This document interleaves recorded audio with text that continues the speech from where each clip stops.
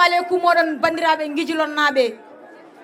assalamu alaikum modon bandirabe fuutankobe assalamu alaikum modon bibbe département mo Matam département mo Kanel département mo Ranérou Ferlo assalamu alaikum modon wonbe do e der galle bamen baba Demba Tugunde Ndiaye kala gondo do tugi tan ko biyo baba haye baba tedo yo andu tigirike ko kanyum woni calminali gadidi fof koy jungu mun watta bandirabe mbiyen so tawi hunde boyi juuri alla ne wela kono gonga ne tawa bandirabe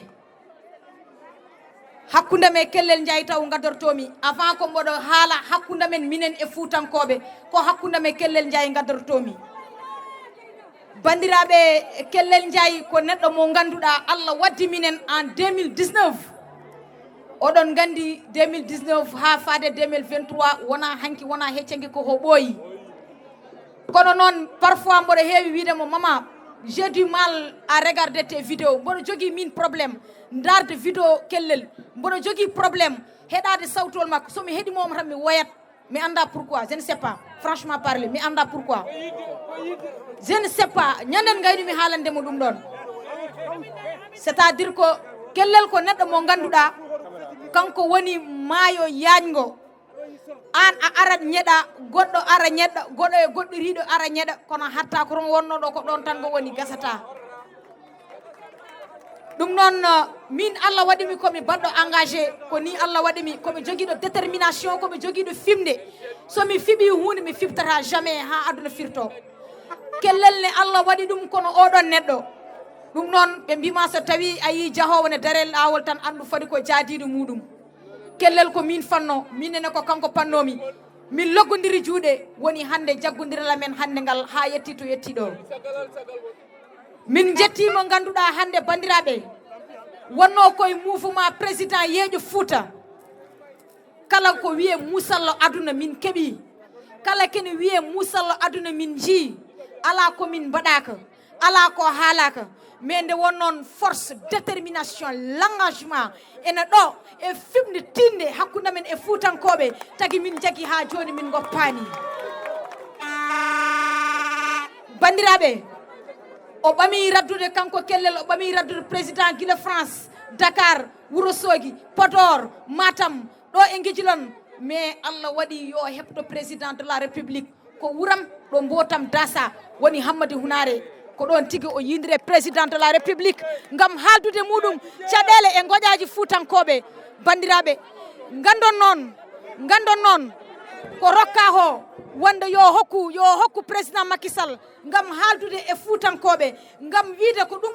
do musata fuutankobe bandirabe wonbe belaka o yiye président wonbe belanoko ko rokki président ko o rokka président kono non neddo wawa wiide ena habe Allah so tawi ar wiira habe Allah ko antan tampata bandirabe Allah wadi o yimo o hokki ko hokkuno ho min cikkuno so min garti berde buubat ne taw non ko wiite les 10 doléances les 10 priorités du mouvement président yeejo Fuuta hande ko Fuuta buri sohlude ko dum woni ko wada hen hokka président de la république min bi kay so tawi yettimo juude makko haala gasi kono non e lembira ko don bone fuddi ittata kadi be bonni inde makko kanko Kellel Ndiaye be bi way o yindire président de la république ton to Matam rokkimo kalis o arti o deƴƴi donc j'ai toujours défendu wi onon on ganda son ganduno hol gondo Kellel Ndiaye on bira o yindire président de la république Matam rokkimo kalis o yo arti o deƴƴi wallahi Kellel deƴƴani Kellel ko wadno ho wadi ko wiite ko reculer pour mieux avancer ko dum woni ko wadi o wi président yo yeejo Fuuta haw tampi président yeejo Fuuta haw tampi président yeejo Fuuta haw tampi o wi joni non je vais prendre le destin en main joni ko min ƴettata gueɗe ɗe e juuɗam o wona président de la république kono ko Kellel Ndiaye présidente du mouvement président yeejo Fuuta ko debbo dariɗo hande darde tinde ko dariɗo lang o wi wadde nden o waɗa créé Kellel Faabu Fuuta manam kala bawnoɗo wiide ne darone walla fuutankoɓe o wi onon fof jeehe jooɗoɗe kanko goto mo wawi darade Faabo fuutankoɓe fof ɗum noon Fuuta so tawi ne wela Fuuta so tawi ne jaaɓi mbiyen vive Kellel Ndiaye parce que ɗo hande janggo ɓaawo janggo goɗɗo ala ɗo ko kanko woni ɗo mofine belaɗo e mettaɗo ko Kellel Ndiaye wonɗon nde taw noon fuutankoɓe il faut kadi mbasen yejjidde gueɗel gotel nde muusi nde metti nde kakkaten nde jiɗɗen hebde ganduɗa gueɗal men en keɓani ko kanko goto dari e nangue omo wulla jamma e ñalawma kanko e yaadiɓe makko ngam Fuuta siftore ngam Fuuta heɓa hakke muɗum hay goto ala garɗo so wona kanko goto ɗum noon Fuuta foof anande ene foti darade waɗamo dello jukkol woni wiite ko ruttamo teddugal o wi won kanko woni joom konngol Kellel Ndiaye kanko woni joom konngol o wi nde seɓɓiti ha teɓɓiti ko Fuuta heɓɓiti o wi wonde seɓɓiti nde hane jogori taɓɓitoyade ko fuutankoɓe keɓɓiti ɗum noon fuutankoɓe o wi ala ndewani président Macky Sall rewaniɓe ñamade mais ko kamɓe ndewata président Macky Sall ñamade wona oɗon keeɗi gollo konngol donc bandiraɓe ɗum noon battanen hakkillaji moɗon ko wona ɗum ko min hande mi jogorano arde ɗo ko mbimi on somi joguima fimde e neɗɗo wallahi billahi somi fiɓi hunde mi waɗat neɗɗo wawa ɗum ittude kala ko mboɗo fiɓu noon yo won jaam kono noon somi fiɓi hunde mi fiɓtata mi waɗat ɗum ɗon hande hanki foof ñallumi koye wattede ndiyam perfusion ngaji kono komi biɗo hunare ha guijilon no gardumi foof mi arat somi arani mboɗo waɗɗi mami ar mboɗo haɓɓi ɗum noon waddiden mi yettimo ɗo e guijilon rendude makko oɗo kihiɗe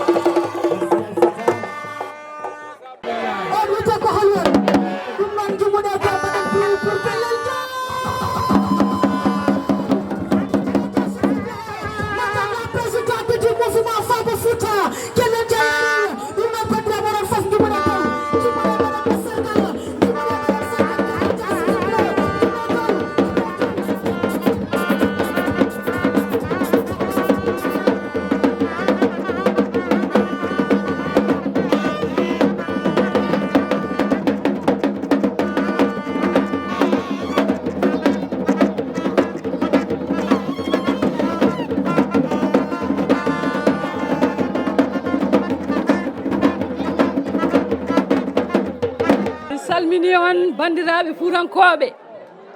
debbo e gorko suka e mawɗo mi ñaaguima on yaafuya guila ɗeɗo balɗe tati hande ɓiɓɓe fuutankoɓe ko dariɓe ɓe ɗanaki jamma ɓe ɗanaki ñalawma ɓe jooɗaki subaka ɓe jooɗaki kikiɗe donc noon haade am fuɗɗade discours alay saago mi salmina on mi jarno on debbo hen noon e gorko suka o e mawɗo onon fof on gaddi soutien mon mi yi darde mon Allah jarama on jarama mi yetta Allah e nelaɗo mum mi yetta jinnaɓam nene e baaba saabu kala ko dañmi hande ko kamɓe goni sababu o donc mi yetti Allah mi yettiɓe caggal nde jettumeɓe mi yetta sernaɓe men hilifaɓe men diine e hilifaɓe men aada mi salmini joom wuuro lojju e joom wuuro welingara mi ñaaguimeɓe yaafuya so tawi holko dille wuuro he yoɓe gandu ko min woni sababu o e fuutankoɓe vraiment mi weltima weltaram hande ne jogui ɗo fuɗɗi kono Allah ne seedide ala ɗo haaɗi saabu rendinde Fuuta ha fotani hande eɗen mbawi wiide ko goto e less Sénégal wawi wadde ɗum on bawɗo wadde ɗum hande noon Allah waɗi ko debbo saabu en jii won ko ɓenni won dente ɓennude ɗo won rassemblement ji ɓennude ɗo kono enen hande en gonnaɓe 50 sen partage ama donc ɗum ɗon ko yettere Allah eɗen mbiya kadi kala ko wona gonga koko firtoto dogde dow huɓere hewani juutde koko Aissata Ba Keita wiiɗo joni ko tan so hunde juuti ɓooyi Allah ne wela kono gonga ne tawa hakkundame fuutankoɓe ko gonga woni ɗon ko Allah woni ɗon ko yidde woni ɗon en darima duuɓi 5 ko enen fof darodi ɗiɗo duuɓi 5 mone men fof hokki ƴiiƴam mum hokki warñede mum hokki doole mum hokki jawdi mum yeeyi leeso mum yeeyi galle mum daranade Fuuta yo ɓamtu ɓeɗon noon mboɗo yetta Allah mboɗo yetta ɓe par ce que le 2 mars walla le 1er mars 2019 faade ñalawma hannde o ɗo ɓe pawno koyɗe maɓɓe ɗo ha hannde ko ɗon ɓe pawi koyɗe maɓɓe ɗum noon ko yettude Allah mi yetta mouvement président yeejo Fuuta ɓen goni hoore par ce que kala mouvement darinoɗo nde ɗo darde ko heewi hen saami kamɓe ha hannde ɗo ɓe darinoɗo e ɓen ɗon pawi peɗeli maɓɓe ko ɗon ɓe pawi teppe maɓɓe ha hannde ɓe mbi noon mo muñani tuurki dañata ƴulɓe Allah ene wawi taw ƴulɓe men hankkadi koko jetti te sen jaaɓi ƴulɓe men ɗe jettima saabu wonko patnoɗen wonko namdiɗen wonko jiɗɗen duuɓi 5 eɗen dewi hen eɗen goya eɗen namdo en keɓani eɗen goyto en keɓani en punti en keɓani en belima en keɓani en mani en keɓani en manti en keɓani Fuuta waɗama trahir wonɓe jiiɗa nande ngol konngol mais je suis obligé de le dire le Fuuta a été trahi le Fuuta a été dénigré on a été écrasé on a été insulté parce que je veux vous dire l'insulte c'est d'attendre derrière 12 ans et de nous dire de finaliser la route d'Andemayo en 2 mois c'est de l'insulte. Les insultes sont pendant 12 dernières années qu'on avait l'espoir que le président Macky Sall nous fera des biens, nous fera des infrastructures, des hôpitaux, des enclavements, des universités et autres, l'emploi des jeunes, financement des femmes, la sécurité des frontières. Jusqu'au jour d'aujourd'hui, il n'y a rien qui a été réalisé au Fuuta, dans la région de Matam. Et on est vraiment dessus. On a même honte, je le dis haut et fort. Parce que quand on a vu le président Macky Sall arriver, on lui a ouvert les bras. On l'a accueilli avec des bras ouverts au Fuuta. Et on a tout fait pour le président Macky Sall. On n'a pas honte de lui dire ça parce que c'est la réalité. On était tous dans le même bloc et en étant derrière le président Macky Sall. Maintenant, pendant les 12 dernières années, on vivait de l'espoir qu'on aura quelque chose, là où on aura inauguré quelque chose, ou un petit truc qu'on dira que c'est le président Macky Sall qui l'a laissé pour le Fuuta. Malheureusement pour lui et malheureusement pour nous, il n'y a pas eu de souvenir du président Macky Sall envers les Foutanké. La honte n'est pas le Fuuta. La honte n'est pas le Fuuta. La honte, c'est les leaders du Fuuta.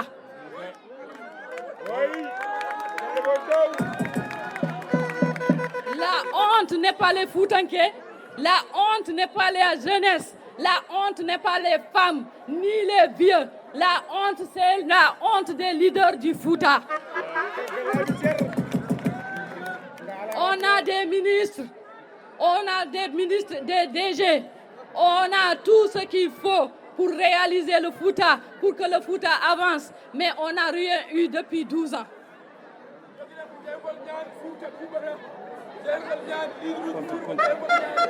D'accord. Tout le monde sait, quand on parle de l'agriculture, c'est le Fuuta, c'est le Ndandemayo. J'aurais bien aimé un acteur d'agriculture, un homme conscient qui se met dans le podium en nous expliquant ce qui se passe actuellement dans la région de Matam pour l'agriculture. Surtout dans le village là où on est, les hommes, les vieux sont en train de pleurer matin, midi, soir parce qu'ils n'ont rien eu cet hivernage. C'est triste. J'aurais bien aimé que quelqu'un vienne expliquer. Ça sera un plaisir pour moi. C'est pas que je pense, c'est que je suis convaincue que la jeunesse du Fuuta, est réveillée et consciente actuellement là où on parle. On sait ce qu'on veut, qu'est-ce qui nous fait avancer, comment avancer et qu'est-ce qu'il faut faire pour avancer. Donc ça, je dis Alhamdulillah Rabbil Alamin parce que c'était ma bataille pendant 5 ans. Machallah, le Fuuta peut aujourd'hui regarder le gouvernement des dernières 12 années yeux dans les yeux jeunesse o mboɗo haalda e mon par ce que hannde ñalawma mo tolniɗen o enen fof en paami jeunesse o hannde ferti guite mumen nganndi ko jiɗi kadi nen doga e yidde ko dañi e yidde wonde e yidde firtude yama hanki taw wonken paamani kono ñalawma hannde o alhamdulillah jeunesse o faami kadi moni fof ne anndi ko jeunesse jogii leydi won kon goytimi ɗo noon so tawi won baabiraɗo guijilonnaajo jiɗɗo hokkede micro waɗa expliqué ko kewi e nder guijilon ko hannde par ce que guijilon hay goto remani e nder guijilon koye guijilon gonɗen ko ɗum tagi mboɗo haala d' accord won ƴettude volonté ne haala hen kalmi noon ko région de Matam fof hannde koye guijilon gonɗen ɗum tagi mboɗo haala guijilon Sadel ko noon Wudduru ko noon Ali Wuri ko noon Keeɗele ko noon Dondu ko noon ha yettoyi dande maayo ɗo fuɗɗi ha ɗo dande maayo haaɗi ala coñowo hikka sakuji 5 maaro waɗa e fabru mum